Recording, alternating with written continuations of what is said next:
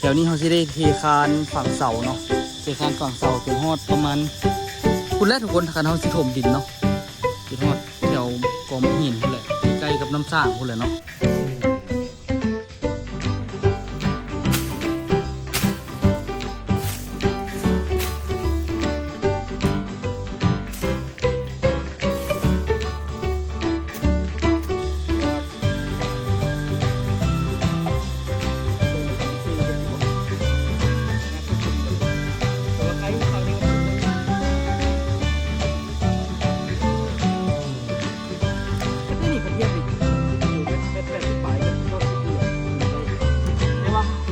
เฮ็ดเป็นเสา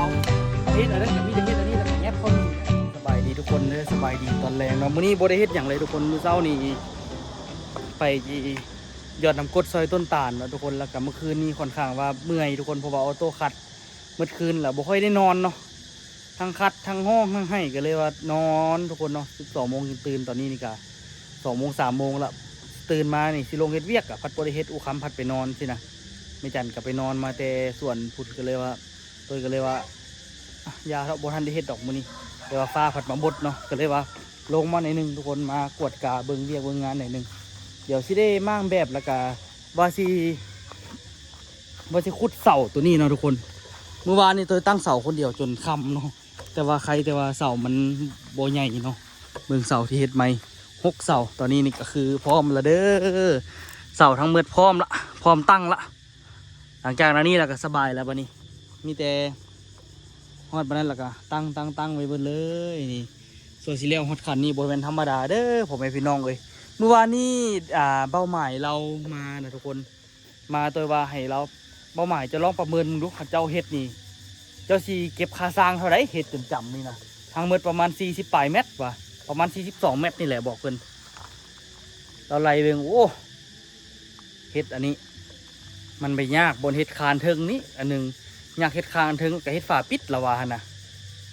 เราว่าค่าสร้างนี่ละเมน50 ล้านนี่เอาไว้ทั้งหลังละเราว่าคันว่าเทียบนี่กับประมาณ100,000 บาทพอได้ทุกคนค่าสร้างนี่นะที่ว่าตัวเฮ็ดเองเบิดกะค่านี่กะแล้ววับเฮากะ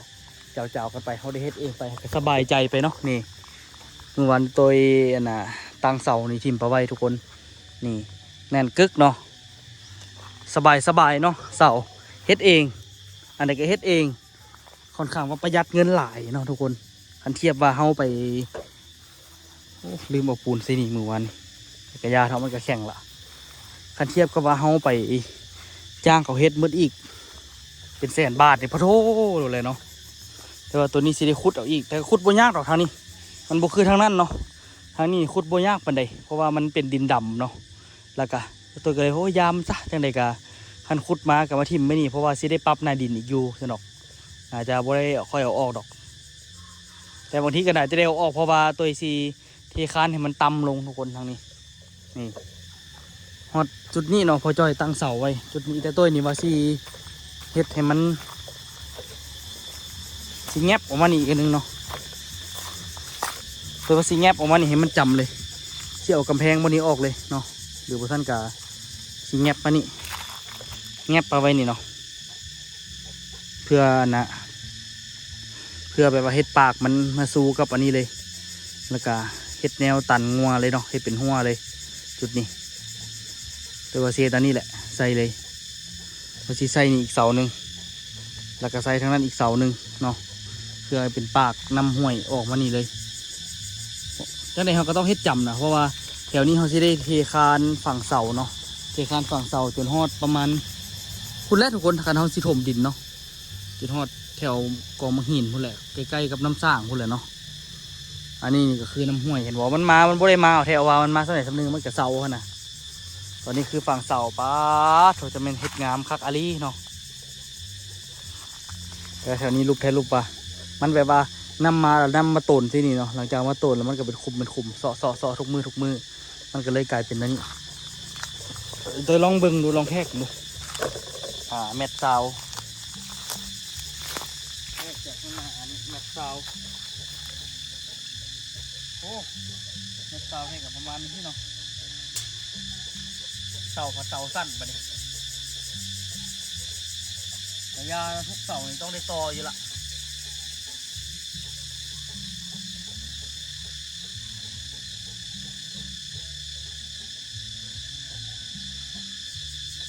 เจอที่เฮ็ดไม้เบิดแล้วก็ว่าที่ขุมแล้วก็ฝั่งเสาเบิดเลยเนาะโอ้คันเฮ็ดอยู่นี่นี่ก็มันสิฮอดหัวละ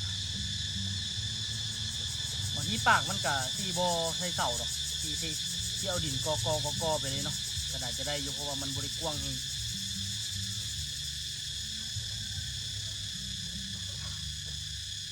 สั้นกับห่วงกับที่บ่ออกเลยใส่ติดเลยตอนนี้ได้มาเริ่มเฮ็ดทั้งหลังแล้วทุกคนข้างหน้านี่ก็บ่ค่อยมีอย่างละเนาะข้างหน้ามีแต่เอาบล็อกไปกอแล้วหลังจากที่ว่าแล้วเสร็จซับทุกอันก่อนมันยังหลายอย่างหลายแนวอยู่ยังที่ยังบ่ทันแล้วเอาซั่นซะไม่ประดาวฟันทิ่มไปแล้วตัวสิมาฟันเอาก่อนเฮ็ดไม่หลักเนาะอันนี้ไม่ตันหรือไม่ยังไม่ตันไม่โค้งไม่ตันนี่นะไม่นำไส้ได้นี่มันหนาดีเนาะหน่อไม้ประดาวบอกให้หลายอันพูดอีกพูดเนาะสุ่มนี่เราว่าได้กินเนาะแท้ว่าแต่ละปีเบิ่งคานพอจอยกันรุ่นนี้นี่เท2 มื้อก็จริงแล้วนี่ บางทีสิมาฟันอันนี้เนาะฟันแถวนี้ออกมันบ่ได้ระดับเนาะสิฟันออกแล้วก็แปลงมันอาจจะตกประมาณนี้พี่แหละตกประมาณนี้พี่เนาะเดี๋ยวนี้สิตัดออกนี่เติบหนึ่งอยู่เนาะตัดออกก็ได้หลายเติบอยู่อันนี้นี่ก็ประดาวมาค้นเอาเมื่อวานนี่เฮ็ดไปแล้วตัวกระสิจูดเดี๋ยวไปเอาผ้าขอก่อนเนาะไปเอาผ้าขอมาแล้วมาฟันแล้วก็ตัวสิเล็งเพียกดีๆแล้วก็สิหมายคุมดีๆเนาะแรงแล้วทุกคนตอนนี้นี่ก็3 โมงสิเข้า4 โมงแล้วแต่ว่าฟ้ามันบดเนาะนี่เหมาะสำหรับการเฮ็ดเวียกอย่างยิ่งได้แปลงอีกบ่ธรรมดานะทุกคนค่าใจเยอะแต่กะยาเถอะบ่ต้องธรรมดาเฮ็ดบ่ให้มันได้คุดเท่านั้นเนาะแต่ว่าแล้วก็อยากให้มันเข้าแคมนี่ว่าซั่นซะก็เว้นเอาไปนี่แล้วเนาะ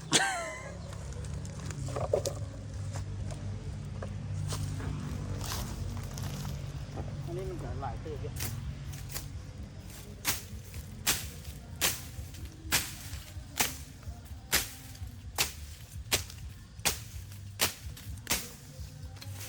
โอ้ใครจะใส่หมวก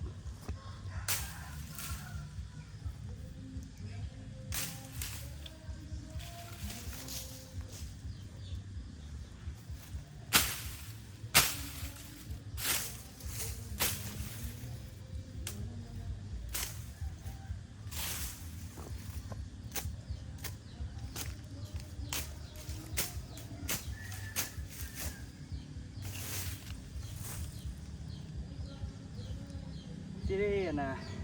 ตัดแล้วเข้าไปในที่นะทุกคนมันก็น่าจะตกประมาณนี้แหละซอยเข้าไปหลายเติมเนาะ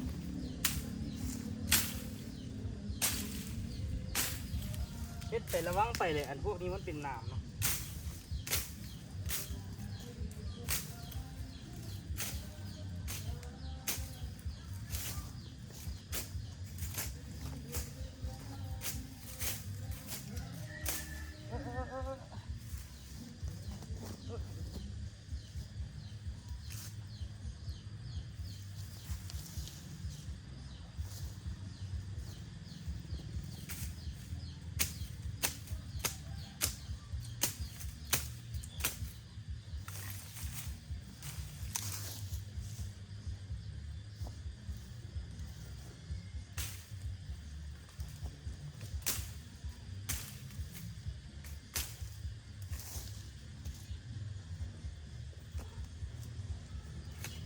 ล้อมันกันเด้อมันสิตกอยู่ประมาณใด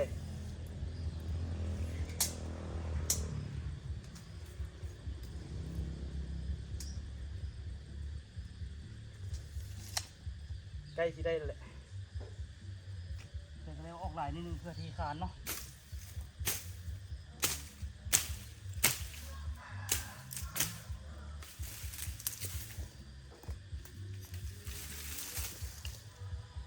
มื้อนี้ก็กะว่าคันเล็กอันนี้แล้วล่ะสิขุดขุมถิ่มเอาไว้เนาะขุดขุมก็บ่ได้ยากหรอกทุกคนเพราะว่ามันขุมบ่ได้ใหญ่หลายว่าซั่นซะเนาะตัวนี้ขุมมันน้อยๆเนาะเพราะว่าพอฝังเสาไว้เฮาก็บ่ได้เฮ็ดเลิกหิงเพราะว่าเฮ็ดไปมันก็บ่จำเป็นมันที่จะต้องเลิกปานนั้นเนาะโอ้ตาย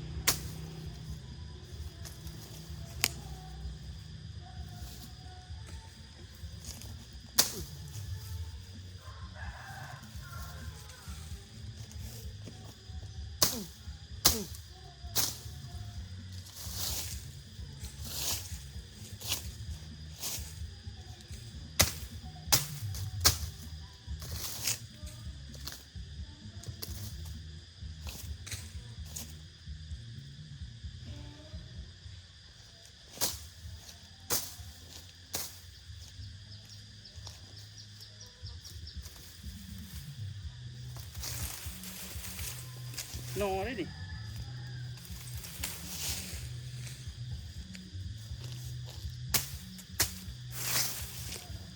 เลยฟันแล้วทุกคน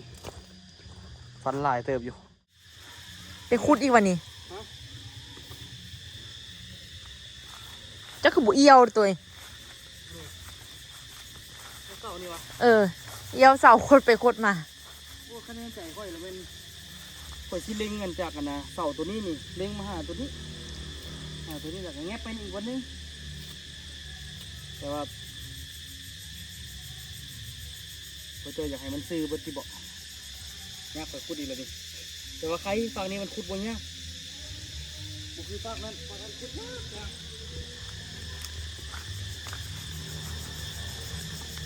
ป้าขอชิลักนอกปลาดาวก่อนปลาดาวว่าเขาเอาไปบักหลายกว่านี้ป้าตัวพาแท้ก็หลายอีหลี่ หลายแต่ยังไม่ค่อยมี ขอซื้อปลาดาวไปแกงค่ะเป็นยังไงก่อนนะครับ ฮะ เป็นยังไง เฮ็ดอันเดอร์ เฮ็ดอันนี้นะ บุ้คอยนะ อันเดียวผมหู มีคำตอบจากปากซีมีคำตอบจากคำไต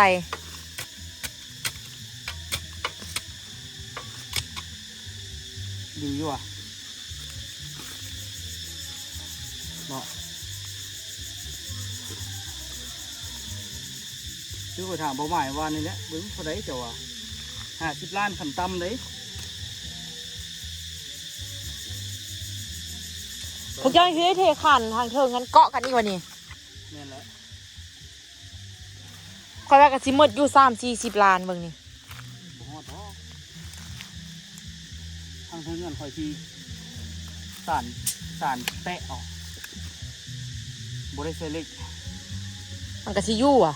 อยู่แตะว่าบ่ดีเด้อดีเด้อแตะก็ได้มาสารดีๆนะ ขนาดเราสารเตะเสื้อพื้นนั่นเสื้อเทก้อนเทพื้นนั่นมันกันยังอยู่เนาะเพื่อนเพราะว่าท่านสารเตะเด้บริใส่เหล็ก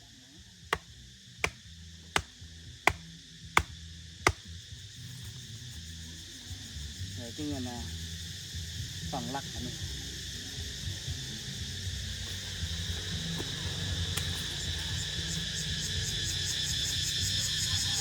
าปิดนี่ก็ที่ใส่แล้วเพราะว่าจะเห็นบ่วันต่างลางนะของกระสานแตะเบิดที่ทนทาง เนาะ เปิดที่สานเอาคันนี้ไม่เหี้ยก็ที่เอากระแตะไม่เหี้ยมาเอา ไปตัดไม้วะนี่ แม่นแล้ว โถ โอ้ยังอีกหลายอันนะชีวิตค่อยดีนะ เจ้าคือบุได้อันเดียวมาง่ายๆเลยตัว ไอ้ตัวนี้แหละว่าไงเนี่ยนี่อยากได้เลยคน ค่อยถามเท็จตอนสิแต่งกันนี้จะค่อยเป็นคนอยากได้เจ้าหรือเจ้าเป็นคนอยากได้ค่อย เจ้าก็อยากได้ค่อยก็อยากได้เจ้า โอเค อันเจ้าบ่อยากได้ค่อยเจ้าก็บ่เอาค่อยดอก ว่าขอยอีตวนซาเจ้าซื้อ สาธุ ขอยอีตวนซาเจ้าซื้อดังกับแมบท้องกับโซนก้นกับบ่มีเนี่ยแต่ว่าคันค่อยบ่เอาแล้วคือผู้หญิงผู้เดียวเอาแล้ว อันเจ้าบ่เอาค่อยชีวิตค่อยคือสบายกว่านี้ ตุ๋ยทอน้ำเฮียเดี๋ยวนี้ ยกขึ้นไปเลย เนาะ มันก็ยกขึ้นแต่งเอาพอค่อยสิบ่ได้เฮ็ดอย่างแบบนี้เด้ ยกทอน้ำขึ้นไปเจฮันเนาะ ค่อยขึ้นแต่งเอา แกงเขาแทนกำแพงคนแหละแล้วเขาจะตัดแล้วก็ยกขึ้นมาติดกำแพงที่ไว้ยกขึ้นสูงไปเลยเดี๋ยวจึงต่อไม้ไฟดำนี่ด้วยกัน แต่ว่าปีนี้นี่ก็ธรรมดาต้องเกือบเห็นน้ำห้วยไหลแล้วเดี๋ยวบ่เห็นน้ำห้วยไหลปานนี้เนาะ เป็นอย่างนั้นนกไฟฟ้าเสานี่คักบอกแรงเดียวเดี๋ยวนี้ก็จะฟ้าเสามันเลี้ยวเลยนี่ก็ได้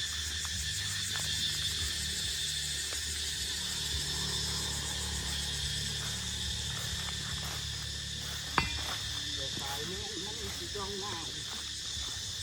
อองห้องใส่กันเด้อชาตินี้เขาได้พบเจอที่แหละเดี๋ยวมาแคบๆเด้อปากโตไปนี่กว้างเติบเด้อ แต่แห่งน้ำสิไหลเนาะ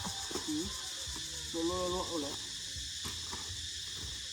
แล้วเจ้าลมเป้าหมายเมื่อคืนนี้เจ้าลาว่าควรเทพื้นหรือบุเทพื้น คนกันหลายจานย้อนอย่างไรบ่คือเคยเว้าไปหั่นแหละ เดี๋ยวนี้ฮะนั่น เพราะว่าตอนน่ะแรกๆเห็นว่ามันเป็นสั้นมานี่แมันบ่หลังจากเป็นสั้นมานี่เหรอต่อไปนี่แล้วมันสิมีขี้ดินแลนมาตันแล้วมันคือบ่เป็นสั้นได้ป่ะนั่นมันที่บ่เป็นสั้นเพราะว่านะหลังจากขี้ดินมาตันมันคือคอยสมคานแล้วสุดท้ายมันสิปรับให้มันเพียงกันเบิดเข้าใจวะ มื้อนั้นอันมี FC อยากได้ลายเจ้าอยู่คอยบุฮู้ลายเจ้าเป็นอันหยัง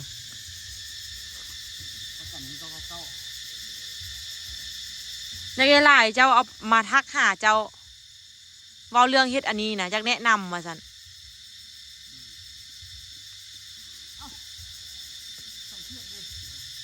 สิฮู้นำเจ้า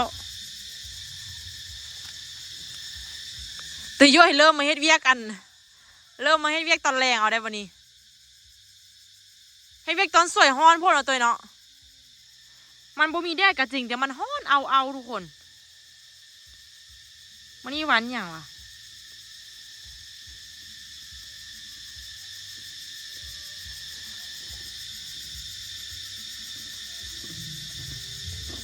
ปลาอาทิตย์จันทร์อังคารพุธพฤหัสศุกร์เสาร์เดี๋ยวนี้ตกหมดเลยฝนนี่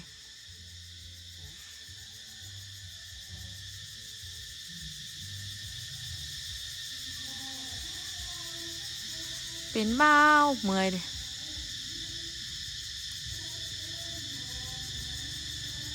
เสียงเกียวโอเคเลย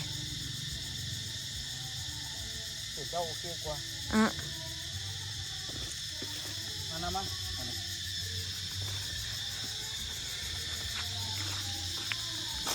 เช็ดก่อนน้องบัดเม็ดเตาบ่เจ้าวะ บ่ฮู้ เช็ดเวอร์ไม่ต้องแทรกมันไม่ไม่จำเป็นละผิดมั่งสัญญาแต่เวลา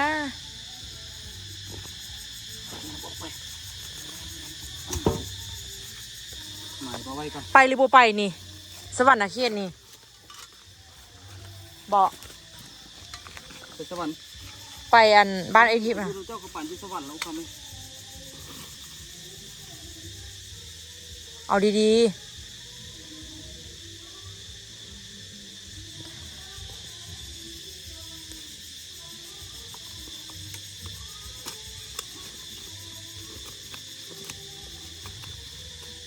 โอ้ยพ่อตรงนี้ฟันตัวนั้นออกก่อนก็ไปกับเป็นมือ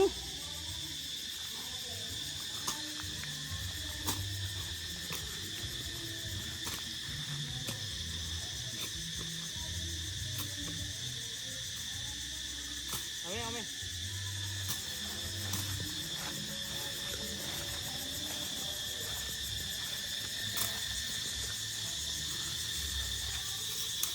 ใครว่าเจ้าสิสัญญาว่าสิไปนำค่อยแล้วค่อยสิบ่เดินทางได้มื้ออื่นเจ้าต้องเว้าดีๆเด้คันฮอดมื้อ27มาแล้วบ่ไปนี่โอ้ โวยเลยเนาะ แน่นอนราคาจะตายเลย บ่ไป บ่ไปวะบ่ไปแล้วมื้ออื่นค่อยสิไปละ มือผมก็บ่ให้เจ้าไป เอาบัดทีผัวไปใส่ไหมโอ้บ่ได้นำผัวเด้บ่ได้เคยแบบว่าสิไปจังซั่นสิบ่ได้ยุ่งได้ยากได้เว้าหลายหันน่ะ อันนี้มันไก่มันบ่ได้ไก่ เอ้าจะไปฮอดเหนือพวกก็ยังไกลบ่ได้ไกลๆเขายังบ่ได้ว่าหยัง โอ้ยสมัยนั้นก็ยังลูกก็ยังบ่ทันมี สมัยเด้อลูกบ่มีตอนเจ้าไปนี่ลูกเด้อสิลูกบ่มีปีนี้เราบอกเจ้าไปน่ะไปบ่ได้บ่เขายังบ่ได้ว่าหยัง ไปใส่หลายบอล หลายบ่เลยเนาะไปฮอดบ่กงบ่แก้วนะพุ่น โดยเหตุใด เขาก็ไปด้วยเหตุใดซะน่ะ ในงานแต่งเจ้า โอ้ไปงานแต่งกับพี่น้องค่อยเนาะ ค้าหลายอัน บ่แล้ว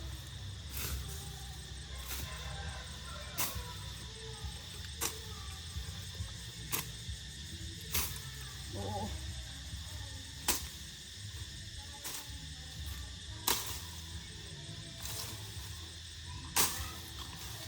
คือเพิ่นตัดไปหมดเลย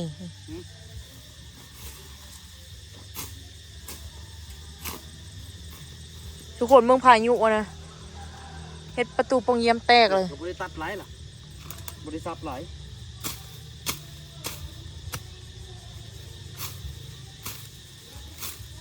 บ่ได้ทิ้งมันเป็นเบิ่งคนจ้างก่อนโอ้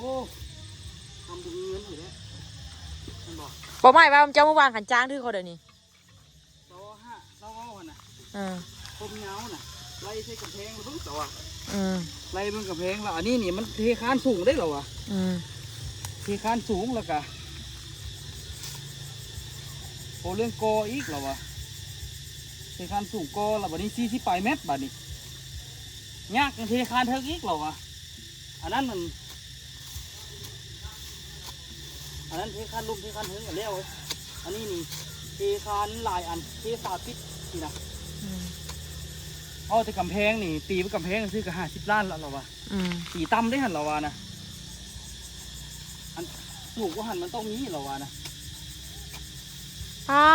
แสดงว่าค่อยโชคดี ได้ผัวเป็นวิศวกะ กับจบสถาปนึกมา เฮ้ยๆเดี๋ยวเจ้ายากเจ้าตีเจ้าน่ะ เจ้าคือก้าบุได้ค่อยชีวิตเจ้าก็ยาก คือกันตลอดกูนี่ อืม ยากเรื่องใด ยากเลยเนาะบเฮ็ดหาเงินหาคำก็บ่ขึ้น เจอค่อยเฮ็ดยูทูบ ครับก็บ่ขึ้น บ่ขึ้นบ่ขึ้น โอ้ยมึงข่อยเฮ็ดเรียงสถาปัตย์โอ้ยเห็นคุกเจ้าคนเลย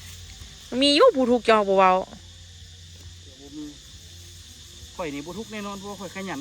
ค่อยก็บ่ถูกข์ค่อยก็ได้ค่อยก็ขยัน เดี๋ยวข่อยก็บ่ได้ว่าหยัง เจ้าได้เมียคนอื่นนี่ตายเลย เป็นหยังคือ ไป ตาย ปาร์ตี้ซอดแจ้งฝั่งห้างกับบ่เฝ้านำแต่ผัวอยู่หั่นล่ะผัวไปเสือกันน เพื่อนเอาคำเอ้ย ำนำแต่ผัวอยู่หั่น น้ำกระดีตัวข่อยก็มักคือกัน โอ้ยจ้างบ่มักดอก นี่เขาบ่ไปน้ำเอง ไปในผัวคือพี่บานี่ผู้สิไปนำ บ้านแนวใดพี่บ้านแนวใด ว่า คิดเบิ่งดีๆเว้าดีๆพี่บ้านแนวใด พอจ้อยโทรมา ทุกครับตอนนี้มีฟังเก่าคุยจอยบอกว่าเฮ็ดอันน่ะปากคันคือตัววังคือข่อยวางแผนแหละข่อยเว้าในคลิปละอันน่ะหลังจาก แสดงว่าเราเบิ่งคลิปเฮาได้นี่เนาะ ไปโทรหาเราเดี๋ยวเมื่อกี้ไม่จันว่าไปโทรหาไม่จันว่าบ่แม่นผู้จอยว่าสิเอาตัวนี้เป็นแบบสำหรับที่มันเงียบเขานี่ว่าบ่แม่นข่อยว่า อันนี้พอนี้เรามาฝั่งขุมพี่มันก็ยาวเกินไปแล้วเนาะมันจักเม็ดนี่มันดูมัน2 เม็ดปลายเพิ่นวะ ฮอดบ่ฮอด2 เมตร โอ้เหี้ยสิบ่ฮอด นี่1.80 ปลาย 2 เม็ดได้นี่คันเทียบนี่ อืม เม็ด80ปลายเม็ด90นี่แหละตีไว้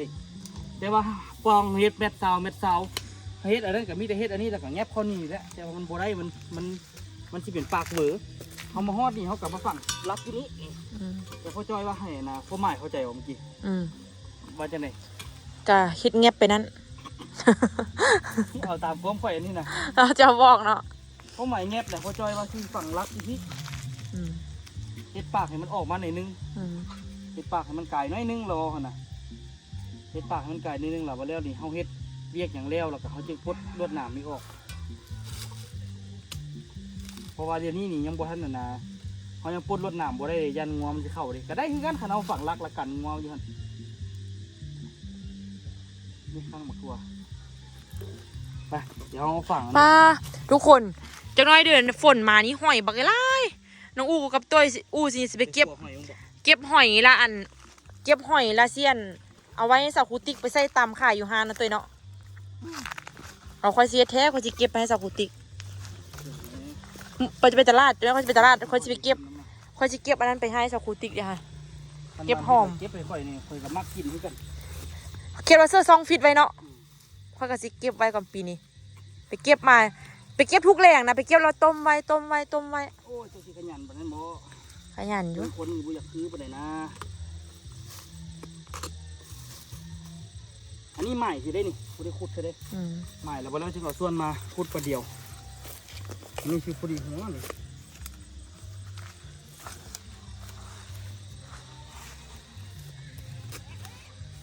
อันไหนก็ซื้ออันไหนก็เฮ็ดอันไหนก็จ้างนี่โอ้ตายเด้ชีวิตน่ะ อืม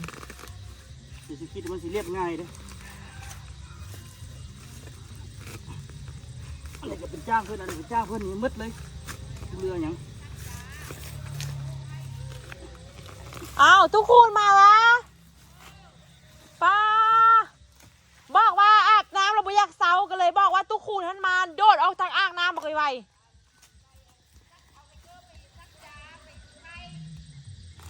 กินกระเล่มไล่ด้วยหันอันออโต้อันติดเมต้นตาลติดเท่ติดว่าติดสคูลนะทุกคนอาบน้ำบุยอมออกเถอะอูก็เลยว่าทุกคนมาอูก็ว่าสิโดดเลยตัวเองโดดออกจากอ่างน้ำเลย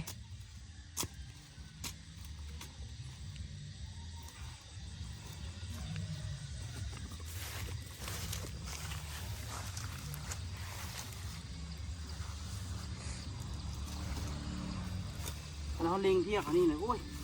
กลุ่มนี้บ่มีพิษพลาด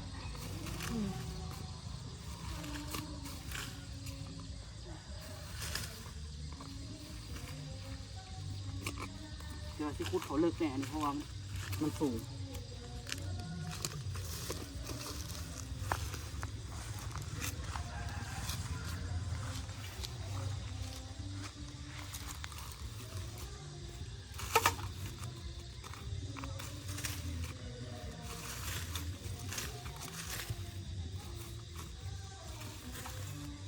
ดีอ้อนดีเนาะ โอ้มันหินเด้อนี่เด้อคือแต่มันสิอ่อนเด้อ บอกว่าตัวเยอะนี่บุเห็นภาพอันห้องน้ำเนี่ยนะตัวเนาะ เห็นแล้วอ่อนจัดการไปละโอ้ถึงหอดจุดนี้ใจแท้คอยโบไปคอยก็สิได้ปรับดินเพื่อให้คอยไปวะ เอาเช่าดีๆได้ขันเจ้าสิไปวันที่27แล้วไปดีๆค่อยบุมีรถไปได้ค่อยห้าเจ้าได้ค่อยบุทันรถก็ จะสิไปจังได แล้วแต่เจ้าอยากไปกับไป ไม่ได้คอยไปบ่ อยากคือไป อยากให้ไปแท้หวะ อยากให้ไปแท้ อยากให้ไปซ้ำใด ซ้ำฟ้า เอาเขาก็ยังถามเด็กน้อยว่าฮักซ้ำใดฮักซ้ำฟ้าเขาก็ยังว่า เรียบร้อยได้เนี่ยมีแต่ขุดแล้วก็ปรับอยากได้เสียมใหญ่เข้าไปใช่ปะเสียมส่วนนะส่วน อ้าวสบายดี เป็นซิเดอร์ซักยาแมันเป็นอันเดอร์ แกะไหมเครื่องแกะไหม เป็นอันเดอร์คือ แกะไหม เป็นอันเดอร์ บอกแก้ขนมแม่ เป็นอันเดียวอันนี้คือใส่น้ำเป็นมาสวกเป็นใส่น้ ใส่แต่น้ำลงเกลืออะไร ำ เนาะกีฬาผมเป็นแต่ใส่แต่น้ำอย่างแหละ สปิตัดพวกหมูเอาตัวส่งนี้บ่เนาะ เกลือไปตัดหั่นเด้ ให้เน่งว่ะ แม่น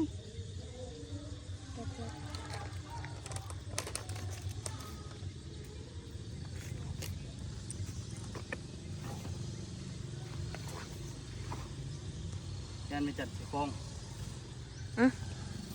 ยันไม่จัดสีคล้องเอ๊ะ แล้วลาดก็เราอะไรมากินดีกว่า อันนี้แล้วนะทุกคนเนาะเบิ่งอาจจะเป็นมืออื่นผู้ใดตัวที่ได้ฟังเสานี่ พอจ้อยก็เป็นห่วงโทรมาหาอยู่ มื้อนี้นี่ก็สิคุดคุมนี่ไว้เนาะจะบ่ฮู้ว่าสิแล้วบ่แต่ก็สิพยายามให้มันแล้วมื้อนี้แล้วก็มื้ออื่นนี่ก็สิฟังเสาเนาะมื้อฮื้อก็เทเนาะทุกคนก็บ่อย่าง แล้วสิไปสวรรค์เขตนี่เลย เป็นไงไว้เจอกันคลิปหน้านะทุกคนบุ้งว่าตัวซียูนี่เลยสิไปสวรรค์เนาะมันไปเอากับบุคคำนี่สวรรค์แท้พออยู่นี่อยู่แต่นรกว่ะ เฮ้ย บ๊ายบายสบายดีเด้อ สบายดี